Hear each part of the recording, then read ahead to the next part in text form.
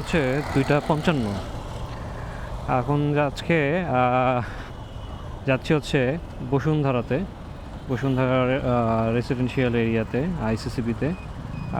আজকে হচ্ছে একটা বাইকের লঞ্চিং হয়েছে, সেটা হচ্ছে গিয়ে Cfmoto, একটা রিনাউড ব্র্যান্ড। যদিও ব্র্যান্ডটা হচ্ছে চাইনিজ ব্র্যান্ড, বাট হচ্ছে এদের ব্র্যান্ড রিকগনিশন অন্যান্য চাইনিজ ব্র্যান্ডের চেয়ে মাছ বেটার। শুনছি তারা 3টা বাইক লঞ্চ করছে আর কি, রিসেন্টলি লঞ্চ করছে। সেটা হচ্ছে গিয়ে N50 250 সিসির একটা বাইক, আর 300 সিসি 250 দুইটা বাইক সরি, আর হচ্ছে 300 সিসির একটা বাইক। তো 300 সিসিটা আর 250 সিসি এই দুইটা বাইক দেখতে একই রকম। একটা হচ্ছে গিয়ে 250 SR, একটা হচ্ছে 300 SR, দুইটাই স্পোর্টস বাইক। আর একটা নেকেড বাইক লঞ্চ করছে, সেটা হচ্ছে 250 NK প্রবাবলি। তো বাইক তিনটার প্রাইসও শুনছি বেশ ভালোই করছে আর কি, 3টা বাইকের প্রাইস বেশ কম্পিটিটিভ করছে। এটা হচ্ছে যেমন 250 NK যেটা, এটার প্রাইস ধরা হয়েছে হচ্ছে গিয়ে 3,48,000 বা 3,49,000, মানে 3.5 লাখ টাকা ধরেন, 3.5 লাখ টাকা। আর হচ্ছে আপনার যে স্পোর্টস বাইক যেটা 250 SR, ওটার প্রাইস ধরা হয়েছে হচ্ছে গিয়ে 3,88,000 বা 3,89,000 বলা যায়, মানে অলমোস্ট 3,90,000 আর কি। তো আর লাস্ট যে বাইকটা আর কি, সেটা হচ্ছে গিয়ে 300 SR।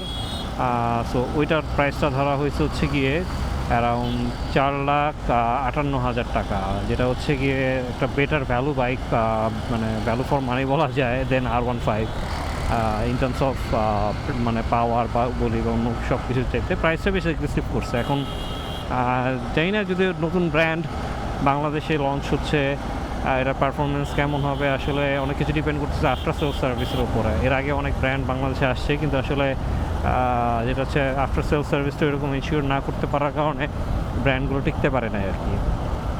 তো শুনছি ওরা এই 3টা মডেলের পাশাপাশি হয়তো আরও 2টা মডেল লঞ্চ করছে। একটা দেখলাম হচ্ছে আরও 3টা মডেল, টোটাল 6টা মডেল লঞ্চ করছে। একটা বোধহয় স্কুটার আছে, 150 সিসির কোনো একটা স্কুটার আছে, আর আরেকটা হচ্ছে গিয়ে ক্রুজার একটা বাইক দেখছি, আর একটা হচ্ছে একটু অফ রোড টাইপের বাইক আছে। এই 3টার মডেল নাম্বারটা আমি আসলে শিওর জানি না 3টার মডেল নাম্বারটা কী ছিল। আমার মেনলি ইন্টারেস্ট হচ্ছে গিয়ে ওদের স্পোর্টস বাইকটা নিয়ে, আর হচ্ছে নেগেট বাইকটা নিয়ে। কারণ আমি হয়তো বা সামনে বাইকটা চেঞ্জ করবো, প্রবাবলি ইচ্ছা আছে মার্চ এপ্রিলের দিকে চেঞ্জ করার জন্য। বাইকটা আসলে অনেকদিন চালাইছি, আর নতুন একটা বাইক নেওয়ার প্ল্যান আছে। এখন কোন বাইক নিব সেটা হচ্ছে সবচেয়ে মোস্ট কনসার্নিং ব্যাপার, কারণ আসলে মার্কেটে তো অনেক বাইক অ্যাভেলেবেল, এখানের মধ্যে সবচেয়ে বেস্ট বাইকটা চুজ করাই সবচেয়ে ডিফিকাল্ট বিষয়। আর হায়ার সিসির কথা বলতে গেলে বা নতুন একটা ব্র্যান্ডের কথা বলতে গেলে, যেটা হচ্ছে একটা ব্র্যান্ড এস্টাবলিশ করলো একটা ভালো প্রোডাক্ট নিয়ে, কিন্তু যদি আফটার সেল সার্ভিস ওরকম ইনশিওর না করতে পারে, তাহলে কিন্তু ওই প্রোডাক্টটা বেশি দিন মার্কেটে চলবে না। ইয়ামাহা প্রাইস চার্জ করুক আর যেটাই করুক, ইয়ামাহা কিন্তু ঠিক আছে একমাত্র শুধুমাত্র যেটা বলে যে আফটার সেল সার্ভিস এনশিওর করাতে। তো আফটার সেল সার্ভিস যেহেতু ভালো করছে ইয়ামাহা, দ্যাটস ওয়াই কিন্তু মানে ও এই ব্র্যান্ড ঠিক আছে। প্লাস এজের বলেন বা ইয়ামাহার কিন্তু একটা ভালো ফ্যান বেজও আছে এটার কারণে। অন্যান্য অনেক ব্র্যান্ড যেমন হচ্ছে সুজুকি বা হন্ডা, এই বাইকগুলো কিন্তু বেশ ভালো বাইক, কিন্তু আফটার সেল সার্ভিস কিন্তু নট লাইক ইয়ামাহার আপনি সার্ভিস আপনি অ্যাক্রস দ্য কান্ট্রি যেখানেই যান বাংলাদেশে মোটামুটি সব জায়গায় সিমিলার সার্ভিস পাবেন। যেমন আমি আমার এই বাইকটার সার্ভিস সবসময় করি হচ্ছে গিয়ে ইয়ামাহার যে ফ্ল্যাগশিপ যে সেন্টার আছে 3S তেজগাঁতে, ওইখান থেকে করি আর কি। তো আজকে মেনলি প্ল্যান হচ্ছে যেটা সেটা হচ্ছে গিয়ে এই Cfmotoর যে 3টা বাইক বা 6টা বাইক লঞ্চ করছে, তো এখানে একটা টেস্ট ড্রাইভের জন্য আমি অ্যাপ্লাই করছিলাম। তো ওইটা অ্যাপ্রুভ হয়েছে, সো ওইখানে যাচ্ছি হচ্ছে 3টা বাইকে বা টেস্ট ড্রাইভ দিতে। এখন দেখি আসলে ওইখানে 3টা বাইক টেস্ট ড্রাইভ দেওয়া যাবে না 6টা বাইক টেস্ট দেওয়া যাবে, যে কটা যাবে ওই কয়টার টেস্ট ড্রাইভ দেওয়ার ইচ্ছা আছে। তো যাতে আর কি ইন ফিউচার বাইং ডিসিশনটা আরও বেটার নেওয়া যায়। আর Cfmotoর হচ্ছে প্রথম একটা ফ্ল্যাগশিপ, যেটা বলে flagship 3S centre, sales service আর স্পেয়ার পার্টস একটা সেন্টার ওপেন করছে। সেটা ওপেন করছে হচ্ছে গিয়ে মিরপুর 11 নম্বর বাস স্ট্যান্ডে। এটা আমার বাসা খুব কাছে, আমি মিরপুর 12 নম্বর থাকি, তো এখানে খুব কাছে। সো কালকে আমি ওইখান থেকে যাচ্ছিলাম সন্ধ্যার দিকে, তো এখানে দেখলাম যে তারা মোটামুটি বেশ ভালো জোরে সোরে কাজ কমপ্লিট করছে। সো হোপফুলি হয়তো আজকে বা কালকে গেলে শোরুম থেকে আরও বাইকগুলো আরও ক্লিয়ারলি দেখা যাবে।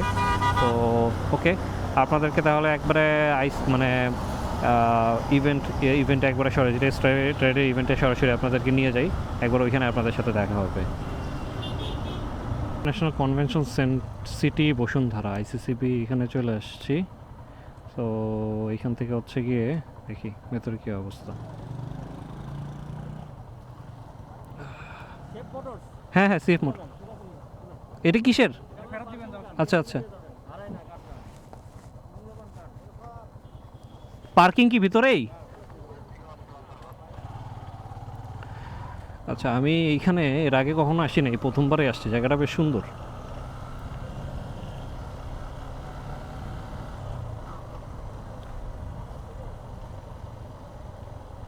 ওকে, এখানে পার্কিংয়ের ব্যবস্থাও আছে দেখতেছি। সো এখানে টেস্ট রাইডের অপশনও থাকার কথা।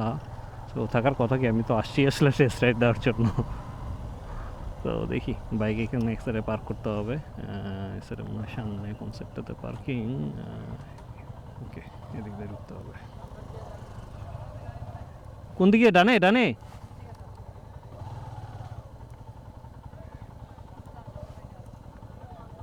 এই যে খালি আছে খালি আছে খালি আছে।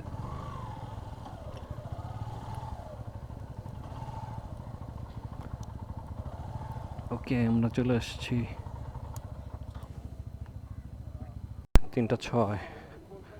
তো দেখি ভিতরে যাই কি অবস্থা। একটা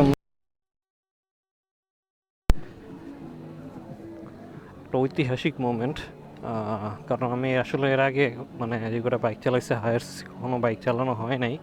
আজকে আসছি মানে একটু এই অপরচুনিটিটাই গ্র্যাব করার জন্য। ওইখানে তো মনে হচ্ছে ভালো লাইন আছে। লেটস সি, দেখি কী হয়। এইটা হচ্ছে 250 NK। এটার প্রাইস হচ্ছে গিয়ে আপনার 2,49,000।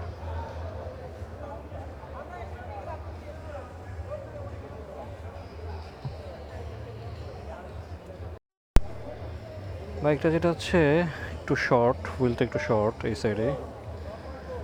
ওভারঅল বাইকটা খারাপ না, বাট সিটটা is bit hard. Clutch, mirror okay.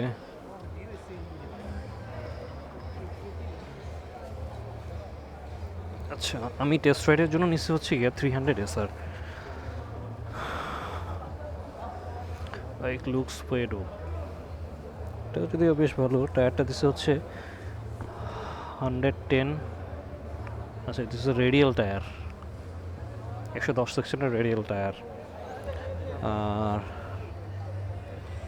Probably পিছনের চাকাটাও হচ্ছে রেডিয়াল, বাট এটা 140 or 30, ঠিক বোঝা যাচ্ছে না। 100।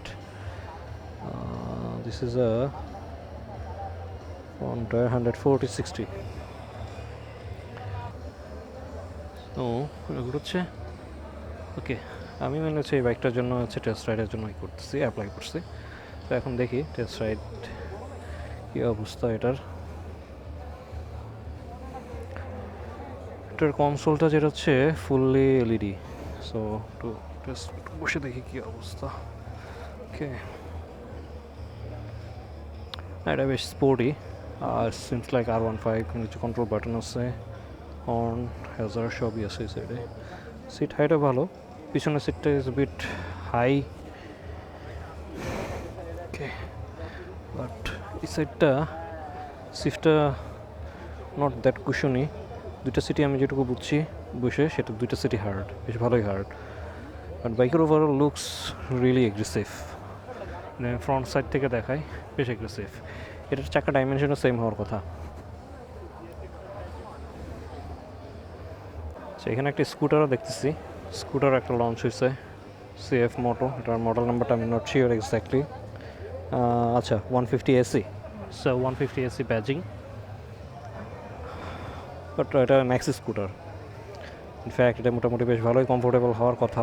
Late me try this seat. Oh, it's damn. এটা তো পুরাই একবার সোফা, লিটারেলি সোফা।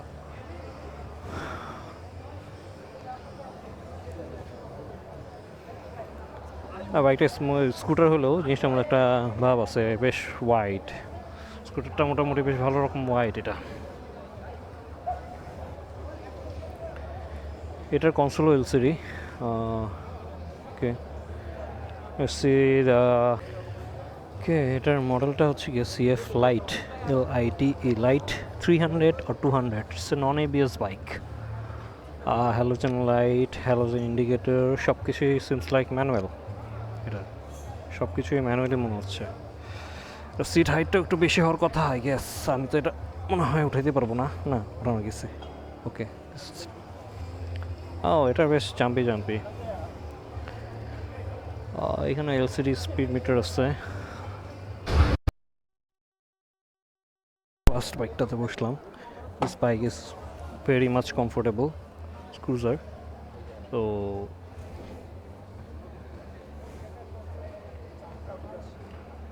চাক্কাটা বেশ ওয়াইড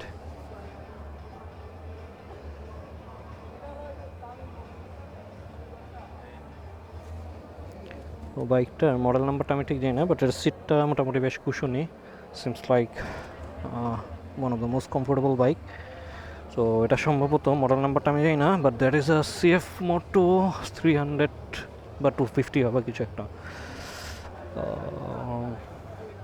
লিকুইড কুল ইঞ্জিন চাক্কাগুলো অনেক মোটা চাক্কা 130 সেকশন 130/90 সামনে front and rear is probably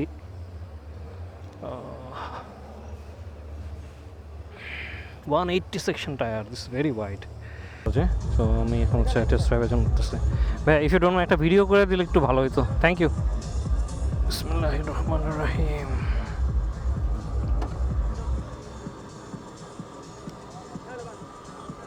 sorry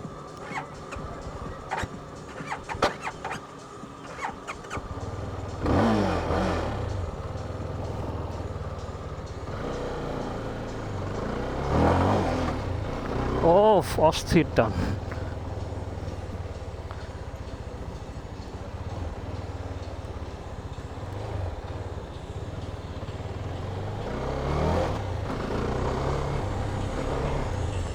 অস্থির পুরো বাইকটাই অস্থির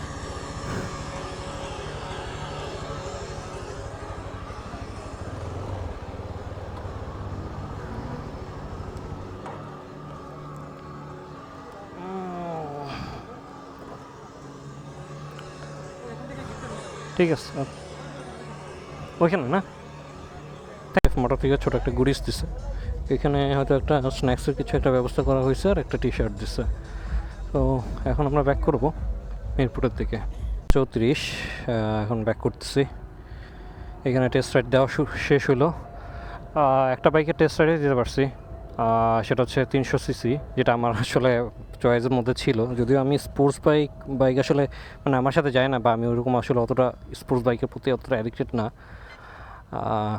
বাট বাইকটা বেশ ভালো লাগছে টর্ক আছে ভালো রকম টর্ক আছে আমি এক্স্যাক্ট হচ্ছে গিয়ে পাওয়ার ফিগারটা জানি না আমি পরে ডিসক্রিপশানে দিয়ে দিব যে এটার পাওয়ার ফিগারটা কেমন আর বাকি বাইকগুলো আসলে 250 এর জন্য আমি দিই না কারণ যেহেতু 300 এসের আমি দিচ্ছি সো 250 পাওয়ার মোটামুটি বুঝে যাবে হয়তো একটু কম হবে আর কি তো আমরা এখন এখান থেকে আস্তে আস্তে বেরোই বিসমিল্লাহির রহমানির রহিম তো যেতে যেতে আপনাদের সাথে শেয়ার করবো আসলে বাইকটা কেমন লাগছে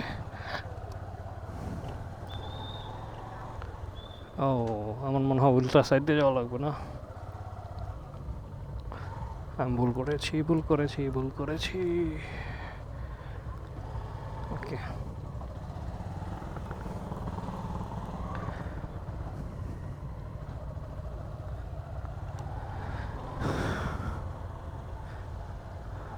ওকে এখন ICCB থেকে বেরোচ্ছি প্রায় সন্ধ্যার মতো হয়ে গেছে তো যেটা হচ্ছে বাইকটা বেশ ভালোই লাগছে মানে স্পোর্টস বাইক ডেফিনেটলি আসলে কমফোর্টেবল হবে না তো মানে এখান থেকে একটু বের হই ওকে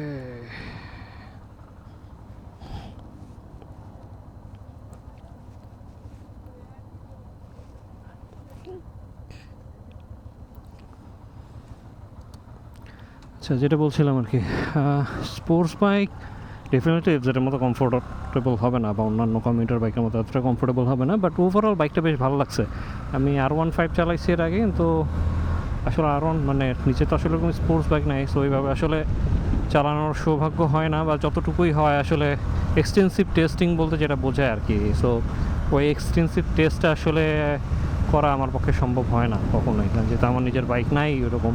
সো বাট যেটুকুই বুঝতে পারছি বাইকটার মধ্যে যথেষ্ট পরিমাণ পটেনশিয়ালিটি আছে Cfmotoর মধ্যে। এখন বাকিটা হচ্ছে ডিপেন্ড করতেছে, যেটা বলছিলাম যে আগে, ওদের আফটার সেল সার্ভিস কেমন হবে সেটার উপরে। এখন আফটার সেল সার্ভিস যদি ভালো করতে না পারে তাহলে আসলে সাকসেসটা ধরে রাখাটা একটু ডিফিকাল্ট হবে আর কি। তো যাই হোক, Cfmoto সম্পর্কে আমি আসলে যেটা হচ্ছে কি, যতটুকুই দেখছি ইউটিউবে প্রচুর ভালো রিভিউ আছে। ইউএসএতে বা ইউরোপে, এই কান্ট্রিগুলোতে বেশ পপুলার Cfmoto, যদিও চাইনিজ ব্র্যান্ড, তারপরেও মোটামুটি বেশ ভালো রকম ইমেজ বা এক্সপোজার আছে বাইকটার। তো দেখা যাক কারণ বাইকটা কী হয়। কয়েকদিন গিয়ে বাইকটা মিরপুর আমাদের বাসার ওই সাইডটাতে হচ্ছে শোরুম হয়েছে, ওইখান থেকে দেখি একবার গিয়ে বাইকটা দেখাবো আর কি। তো ঠিক আছে, আপনাদের যদি ভিডিওটা ভালো লেগে থাকে তাহলে একটা লাইক দিবেন, শেয়ার করবেন এবং don't forget to subscribe my channel. Thank you.